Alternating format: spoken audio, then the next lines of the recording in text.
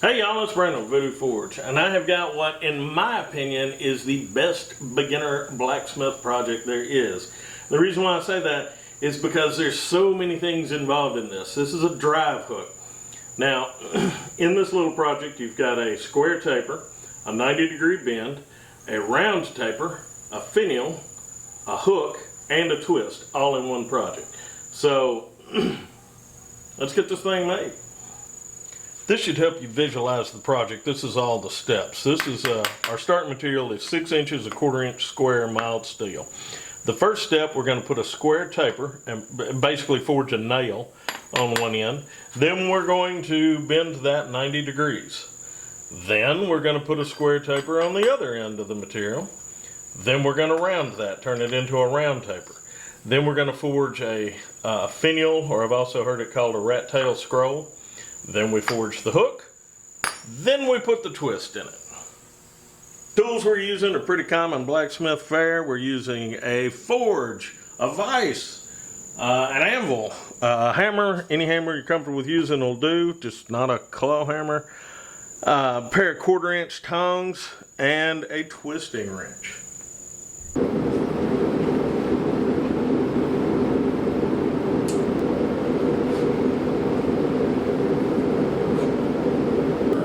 We're going to start out by forging the nail. We're just hitting two sides, because as we're hitting the top of the anvil, or the material, the anvil's hitting the bottom.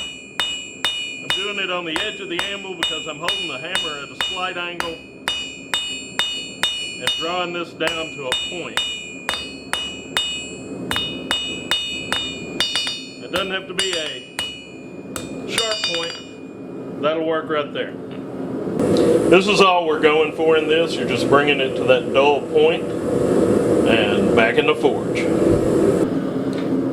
Now we're going to bring it back to the anvil, hang about 1 inch over the edge on a crisp corner. Bring it down 90. You're going to kind of go back and forth a couple of times. Want to make sure that that's running 90. There's our 90. That's our nail for our hook. So now we're going to put the other end in the forge. Now the end other than the nail, we're going to draw it down to a point 2. Once again, we're only hitting two sides.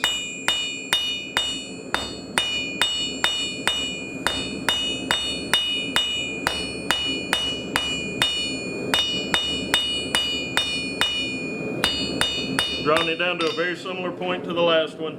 I'm going to throw it in the forge one more time. It's actually hard to keep up with my hits while I'm talking to y'all. Okay, now we're going to round this, and we're going to do this by hitting the corners. If you hit the corners long enough, they go away, and you round this thing out. You can leave it square, but I like to take it round, and as far as skill building, this is beneficial. You can see that's a point that's been rounded, and it's a little finer point than we put on the other end. And we're about to do the finial or the rat tail scroll on this end. And when we do this, we want to make sure that it goes the same direction as our nail. It'll come down this way. That's because our hook is going to go this way. So make sure you do it down this direction. And then we're going to take about 5/8, hang it over the edge of the anvil. Take it down about 90, and then start rolling it back.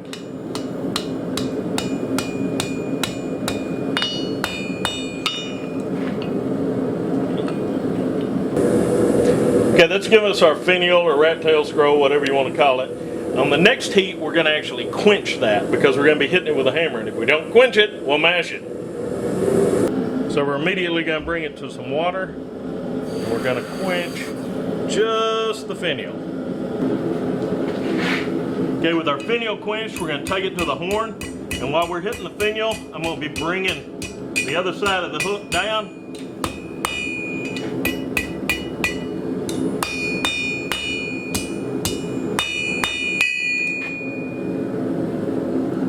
And then we can stop there, but we're fancy, so we're going to put a twist in it. Got our vise ready, got our twisting wrench ready. Okay, we want a nice even heat. Lock it about at the top of where the hook starts. We're just going to go all the way around here. If we adjust our twisting wrench right, we will.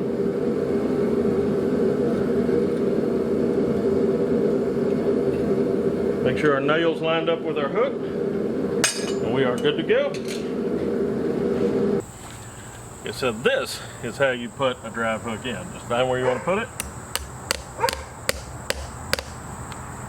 It's got its own nail. You can drive them in posts, you can drive them in trees, you can drive them in anything wood. They got less popular when drywall got popular. Also, if you want to move it, you can yank it out and put it somewhere else. I've done a video on this before, but I have a little bit better equipment now, and I looked back at that video and it was pretty bad. So I thought I would redo it. And I really do believe that this is the best skill building project for a new blacksmith. So I'm constantly getting people who are like, how do I get started in this? How do I get better at this? You make things, and this is a good thing to make. You can find your local steel yard. Somewhere around you there's a steel yard, and you can buy steel from it. The longest that my yard has is 12-foot pieces of 1/4 inch square, but buy you a couple of those. A couple of 12-foot pieces, 1/4 inch square, cut it up into 6-inch pieces, and you know, that's 48. Make 48 of these things. By the time you're done, you'll be pretty good at it. Give them to people for Christmas presents, or put them on trees in the yard. You know, there's all kinds of things. They are not as popular of a seller as other hooks, just because of limited use. A lot of people don't know what they are, but they are a fun, good hook to make, especially to learn those skills and get those fundamentals down. Because that is the way I showed you to make S hooks. That doesn't mean that's the only way to make them. Here are a couple of other examples of S hooks that were made by other people. I got them in a Blacksmith gift exchange a couple of years back. Yeah, that's that's thing. But these are a couple of other examples of drive hooks. This one uses quite a bit more material than I used in mine. Has a longer nail, so it'll probably hold a lot better. And he also, I'll show you a close-up here. He also chiseled a line down each side before he twisted, so it has a really pretty deep look in the twist. And this one is made from a railroad spike. It's got a twist on the top here, but split and drawn out. This is flattened, got a big fishtail scroll down here. So there's lots of different ways you can make them, if you're making them to use or for gifts or whatever. You see this line chiseled in here makes this twist look so much deeper, really gives it some definition. And then this one, you can see the twist up there. I'm not sure if I wouldn't have had the railroad spike kind of doing the other way, where you got you've got a double hook. I don't know, it's fine, but you can anyway, you can do them different ways. Well, anyway, that's it. I hope y'all got something out of this, and y'all behave yourselves. There's been a lot of concern about my beard, or lack thereof. A lot of people have been wanting to know what happened to my beard. Where's my beard? Well, it'll grow back. What happened has happened before, and it will probably happen again. I was welding a long bead, and first I heard it, then I smelled it, then I felt it. I had caught my beard on fire, but I had to finish that bead, because I'm not a bitch.